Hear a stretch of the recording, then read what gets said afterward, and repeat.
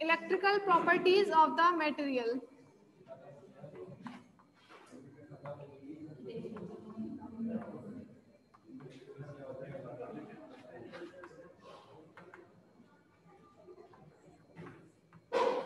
ठीक है, तो कुछ डेफिनेशंस है। एक चैप्टर तो आपका कंप्लीट हो गया, thermal properties of the material.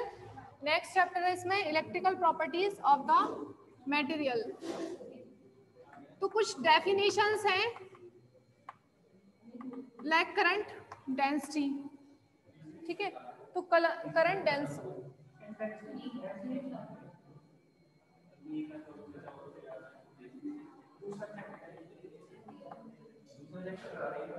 हाँ इसमें से थोड़ा सा पार्ट करा देते हैं, डेफिनेशन वगैरह कुछ पूछा जाता है वो बता देते हैं। Electrical properties of the material.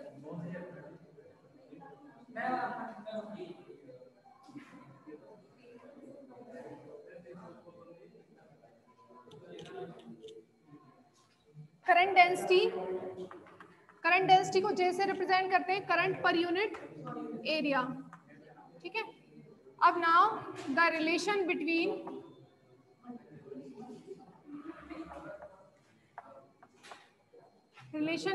Current density and drift velocity.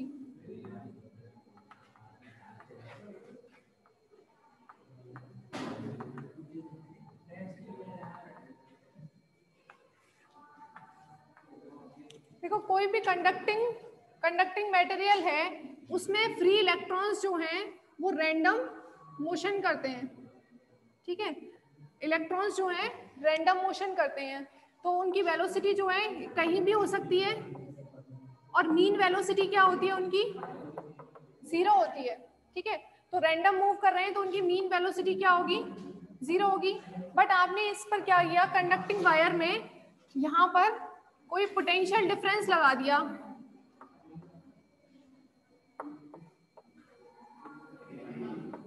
ठीक है, इस तरीके से आपने पोटेंशियल डिफरेंस लगा दिया, तो इसके अंदर जितने भी इलेक्ट्रॉन्स होंगे वो किधर मूव करेंगे, पॉजिटिव चार्ज की तरफ।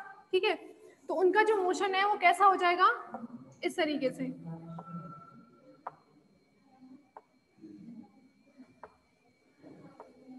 तो ये जो वेलोसिटी है, पोटेंशियल डिफरेंस लगाने पर इस कंडक्टिंग में हर पॉइंट पर क्या होगा, एक इलेक्ट्रिक फील्ड प्रोड्यूस हो जाएगा। इलेक्ट्रिक फील्ड प्रोड्यूस होने से सबका जो डायरेक्शन है वो एक एक्स डायरेक्शन में मूव करेंगे, सभी एटम्स, इलेक्ट्रॉन्स। ठीक है, तो ये जो वेलोसिटी होगी इलेक्ट्रॉन्स की, उसको बोलते हैं ड्रिफ्ट वेलोसिटी। अब ये जो कंडक्टिंग वायर है, इसका क्रॉस सेक्शनल एरिया हमने मान लिया ए है। ठीक है, अब जब चार्ज पार्टिकल इलेक्ट्रॉन्स मूविंग होंगे इसमें कंडक्टिंग वायर में, तो आई करंट फ्लो भी होगी, करंट आई फ्लो होगी। तो करंट डेंसिटी क्या होती है, J equals to current per unit area. अब हमें रिलेशन निकालना है between current density and drift velocity, J and V में। ठीक है, इसके लिए लिखना है आपको, to establish the relation between current density and drift velocity, suppose a conducting wire of length, suppose a conducting wire of length L and cross sectional area A and cross sectional area A. Now a potential difference is applied, potential difference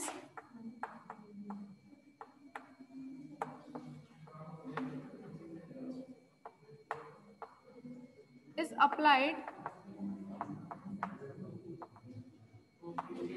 between the endpoints of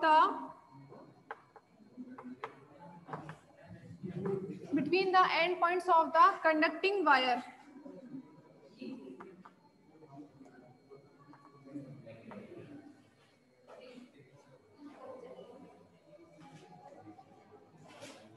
which generates the electric field, which generates the electric field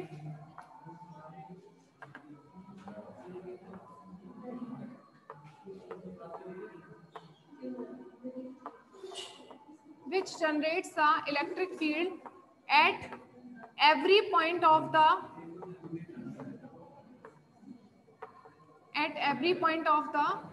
wire.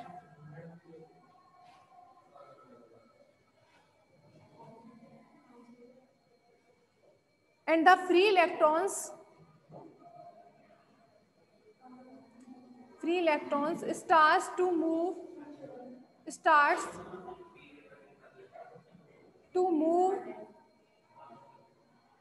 with drift velocity vd, starts to move with drift velocity vd.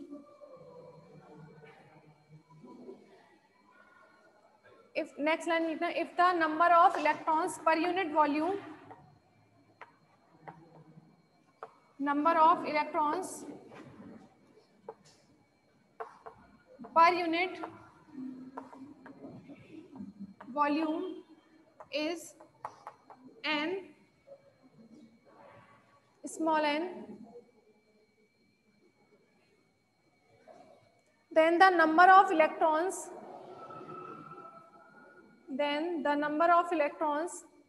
passing through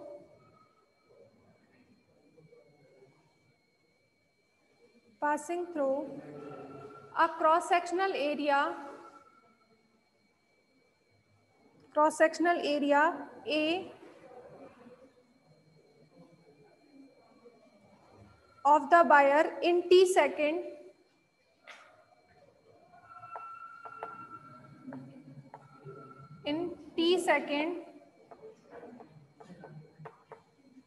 will be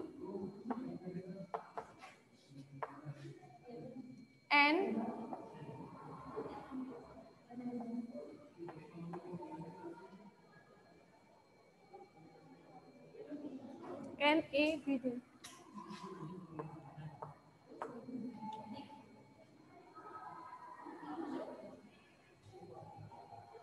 Okay.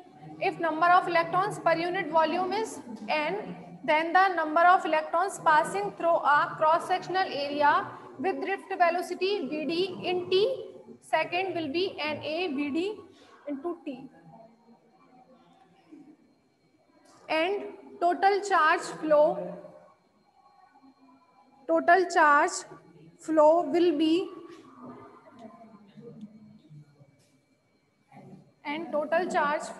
be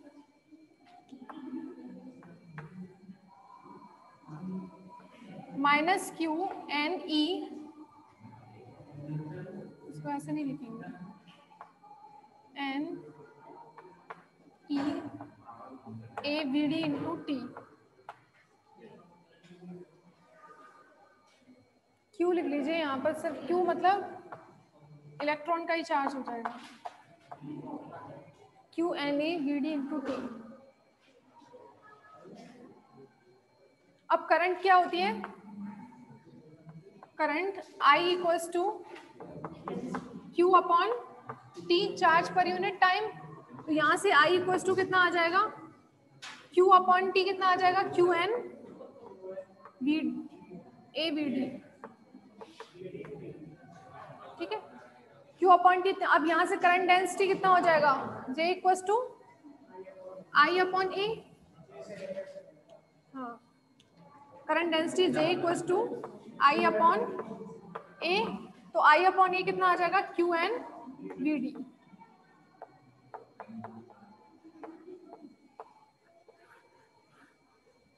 V D is the drift velocity और ये है current density.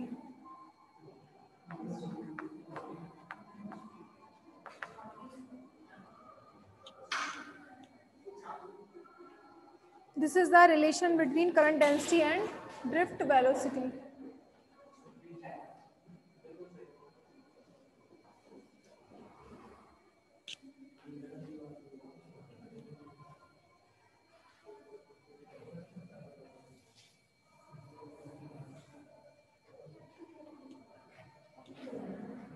Electrical conductivity.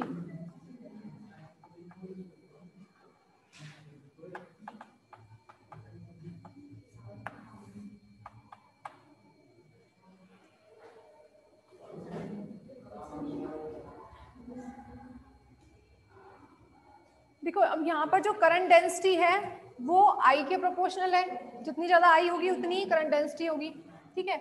और जो current density है वो किसके proportional है, I कब आएगा, जब हम इलेक्ट्रिक फील्ड लगाएंगे, ठीक है, E equals to minus delta V, ठीक है। तो यहाँ पर जो करंट डेंसिटी है वो किसके प्रोपोर्शनल होगी, अप्लाइड इलेक्ट्रिक फील्ड के। तो current density is proportional to the applied electric field. Current density is proportional to the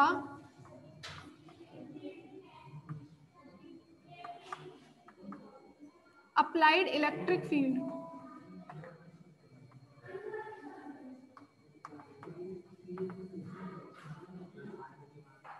J is proportional to E. तो यहाँ पर proportionality constant हटाएंगे तो वो आता है sigma E. And this sigma is the ratio of current density per unit electric field. इसी को बोलते हैं electrical conductivity.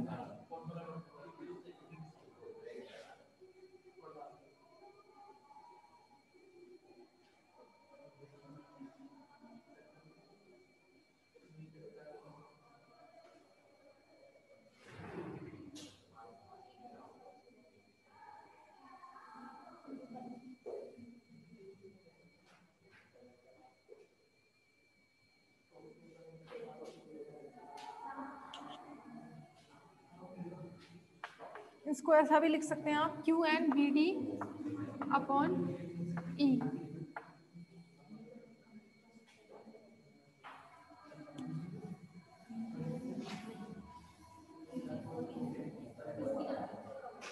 नेक्स्ट है mobility of charge carriers.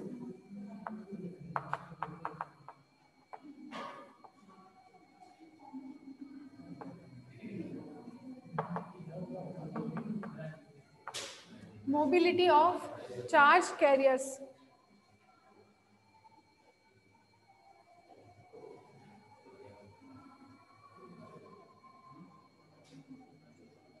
The ratio of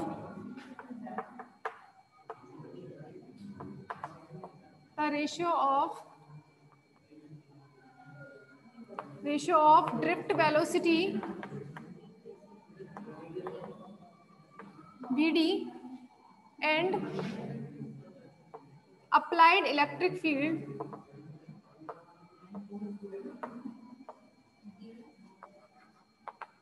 drift velocity and applied electric field is called mobility of charge carriers. Mobility को mu से represent कर सकते हैं, ठीक है। तो drift velocity Vd upon applied electric field. अभी तो तुम बोल रहे थे हम क्यों बात करेंगे,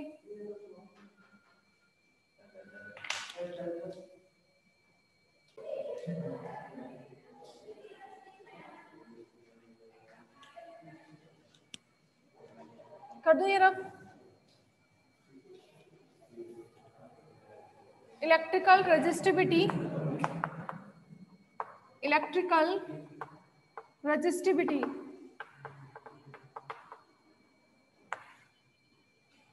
reciprocal of electrical conductivity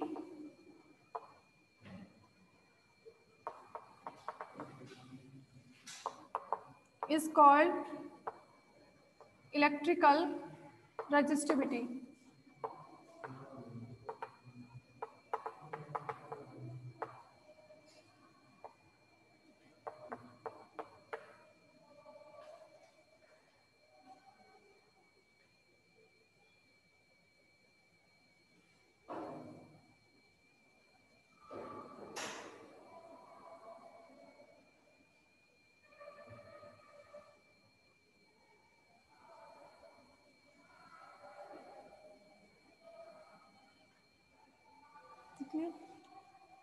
एक दो पॉइंट्स हैं वो भी लिख लो इसमें। Metals have metals have electrical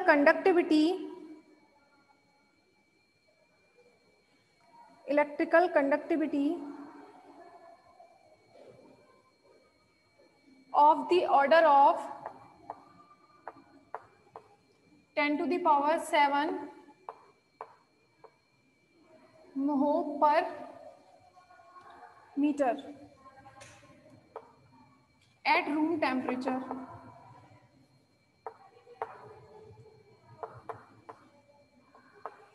Metals have 10 to the power 7 mho per meter electrical conductivity इस ऑर्डर की होती है at room temperature.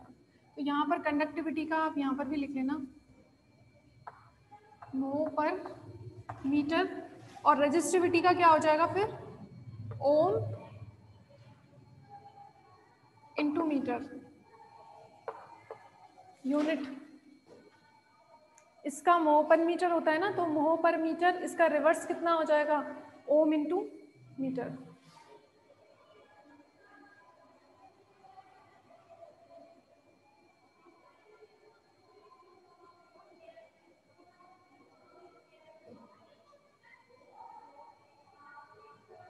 Experimentally, it is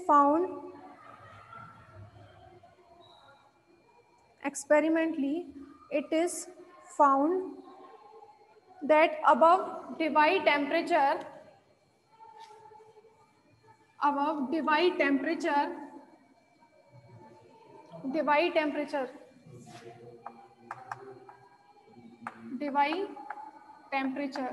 theta D से रिप्रेजेंट किया था ना, h cross omega D upon K B last class में. above divide temperature the ratio of thermal and electrical conductivity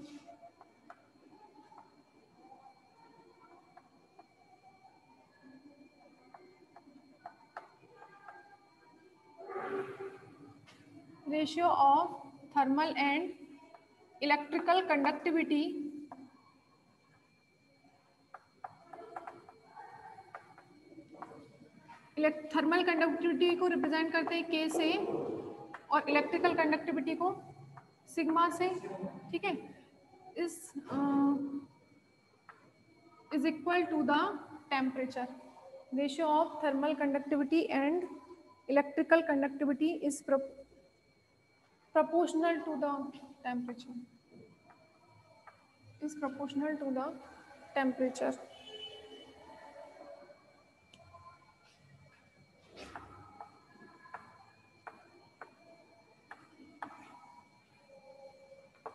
This is known as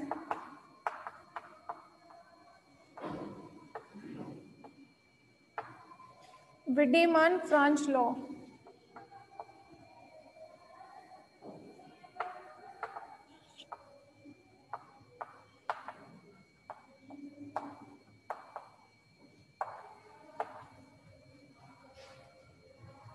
ठीक है, तो वीडेमान French जो है एक साइंटिस्ट का नाम है. उन्होंने प्रैक्टिकली ये देखा कि मेटल्स के लिए थर्मल कंडक्टिविटी और इलेक्ट्रिकल कंडक्टिविटी का जो रेशियो है वो प्रोपोर्शनल होता है टेम्परेचर के.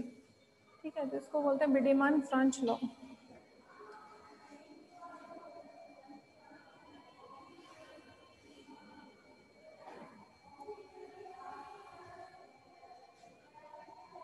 नेक्स्ट टॉपिक है ड्रूड लॉरेंस थ्योरी और इलेक्ट्रिकल कंडक्टिविटी.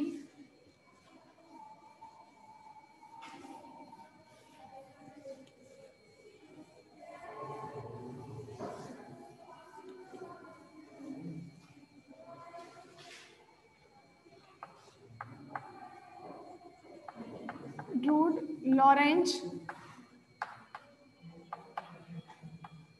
थ्योरी और इलेक्ट्रिकल कंडक्टिविटी ऑफ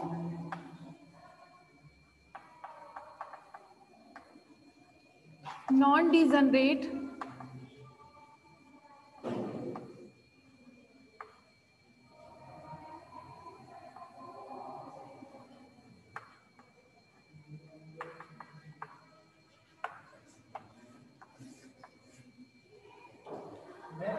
ये वाला चल रहा है ऑप्शन में या किसी के साथ इंक्लूड है?